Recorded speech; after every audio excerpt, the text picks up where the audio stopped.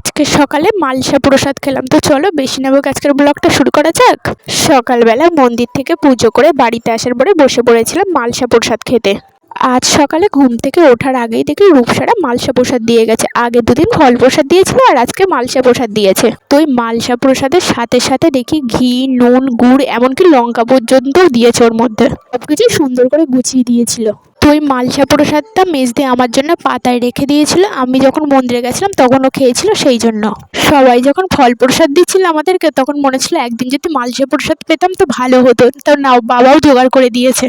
তো সকালবেলা খাওয়া দাওয়ার পরে তারপরে আমি বসে পড়েছিলাম টিভি দেখতে দেখতে তারপরে ভাবলাম যে দিদা প্রসাদ দিয়েছে, প্রসাদটা না হয় খাই, সেই জন্য লাড্ডু প্রসাদ নিয়ে খেতে খেতে টিভি দেখছিলাম। তো টিভি দেখতে দেখতে তো দুপুর হয়ে গেছিলো। এদিকে আবার মায়ের দুপুরবেলা রান্না হয়ে গেলে বসে পড়েছিলাম দুপুরবেলা খেতে। আজকে দুপুরে মা রান্না করেছিল সয়াবিন আলুর তরকারি আর আমের চাটনি। সয়াবিন আলুর তরকারিটা নিরামিষভাবেই করেছিল, কিন্তু খেতে ভালো হয়েছিল। বোঝাই যাচ্ছিল না যে ওটা নিরামিষভাবে করা।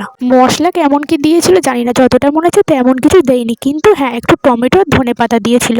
ধনেপাতাটা তো মনে হয় তাও বেশি ছিল না, কেননা সেই আলু কাবলি করেছিল সেদিন আনা হয়েছিল, তাও তো অর্ধেক থেকে পচে নষ্ট হয়ে গেছিলো। যা অল্প একটু ছিল সেটাই দিয়েছিল তরকারিতে।